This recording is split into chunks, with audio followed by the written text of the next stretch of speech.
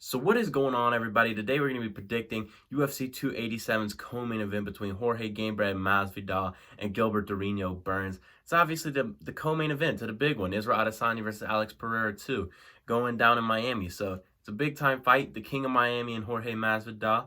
And he's fighting Gilbert Burns, who is a very, very, very, very game opponent, who many people actually think is going to beat Jorge Masvidal. And many people think Gilbert Burns has the upper hand and the upper advantage in this one because recently Jorge Masvidal has not looked that great. So we'll all break it down here in a second, but I firstly want to say that 287s, all of my 287 UFC 287 videos are going to be linked in a playlist. You can find that in the description if you want to watch all of my 287 videos. Stay tuned. They're all going to be up by the time Fight Night rolls around on Saturday. They should all be out by Friday, but anyways, we're going to just get right into it. We're predicting the co-main event, man. So Jorge's coming off he's on a 3-loss losing streak right now. 3-loss streak right now. Kamaru Usman twice and Jorge Masvidal and Colby Covington, not Jorge Masvidal. That's him. But he lost Colby Covington as his most recent loss. 50-44 by Colby Covington. And then before that, he got knocked out by Kamaru Usman at UFC 261. And then before that, he lost to Kamaru Usman at UFC 251. So he's only really fought 3 times since COVID started. So I think that's 3 fights this decade. And yeah, we're now into 2023, if I'm not mistaken on that one, because the ascent of Jorge Masvidal, the big rise of Jorge Masvidal was 2019, where he capped it off in Madison Square Garden, UFC 244 against Nate Diaz. That streak right there, when he beat Darren Till, then he beat Ben Askren, and then Nate Diaz. Those 3 wins right there just propelled him into superstardom, and now he's obviously probably one of the biggest stars in the company, probably the second biggest star other than maybe Conor McGregor. So he's up there. Obviously, there's some other guys that are up there as well, but I would say Jorge knows how to sell a fight. He knows how to promote, and he's been there before. You know what I mean? He's in that big fight feel. You know what I mean? He's in that a lot. Gilbert Burns hasn't really had the spotlight on him that many times. He was a big card placement at UFC 283 in Brazil, where he beat Neil Magny. That's his most recent win. He obviously, I think he was co-main at 264 against Wonderboy. I think that's what it was, on the Conor McGregor Dustin Poirier 3 card. And then, obviously, he lost to Usman UFC 258 by getting jabbed and knocked out. So it's been a good time for Gilbert Burns, though, because before that, he had a big winning streak to get him that title shot against Kamaru Usman. He hurt Kamaru Usman very, very badly in that first round. And, you know, he's coming off of a win. He has a lot of momentum. He had the fight with Khamzat Chimaev, UFC 273 in Florida as well. So that was a big fight for him. And, you know, kind of slowing Khamzat's star, he is what he did, and that made him accomplish even new heights. You know, taking a fight with a guy like that's on such a big hype train. If you beat him, or even if you get very, very close like Gilbert did, you're obviously propelled. So, you know, I think he's probably maybe 1 fight away from a title shot. You know, if he goes out there and he knocks out Jorge Masvidal, there's going to be people calling for a Gilbert title shot, especially if he goes out there and gets 1 more win after Jorge Masvidal. There'll definitely be people calling for a Gilbert title shot. And then Jorge Masvidal, you know, that first fight with Kamaru Usman is where his kind of, that would be where I would have stopped it if I were the UFC. I would not have allowed my star to immediately get the Kamaru Usman fight at that time. I would have had him fight somebody that he could have beaten, and his star would just be out of this world. Maybe even set up a Conor McGregor fight in early 2020. That's what I would have done. But if you remember, Conor fought Cowboy Cerrone in 2020, and then the world shut down. And then Gilbert Burns was supposed to fight Kamaru Usman at UFC 251, and then Gilbert Burns pulled out.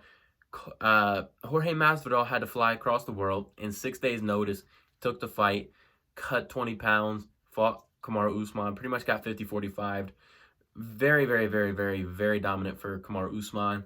Many people called that a boring performance from Kamaru Usman. That was when Kamaru was, I think that was just the 2nd title defense, which is just crazy.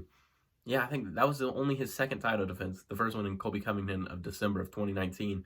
So that's crazy to think that Kamaru Usman wasn't even really that big of a defending champion at that time. So it felt like it, though. So you had Kamaru Usman go in there and pretty much dominate Jorge Masvidal. And Masvidal had the built-in excuse of, oh, it was on like 6 days' notice, short notice, which is why Kamaru Usman said that Jorge took the title fight. So if you remember, they gave him another title shot when the world opened up back at UFC 261, the first card with fans in attendance in Florida, UFC 261. Not Colby Covington. Jorge Masvidal goes out there and he gets KO'd in round number 2. After a decent first round, fairly back and forth, till Kamaru Usman got a takedown, then he got knocked out. So, it's not. And then after that, he went UFC 272. He got pretty much dominated by Colby Covington. And then he had the legal troubles, and now he's here right now. So it's been a tough time for Jorge Masvidal, where it seems like Gilbert Burns has been having a very easy time. Not easy time, but a very good time. He's been putting up great fights against people. He's been, just coming off a submission win against Neil Magny. And so he's up there at the top of the welterweight division yet again, and it feels like he's almost on an ascent while Jorge Masvidal is on a decline. And, Jorge, they're both older. People forget that. I think Burns is like 36.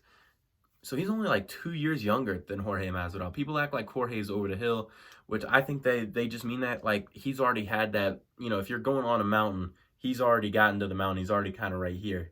He's already climbed the mountain once. Does he want to climb it again?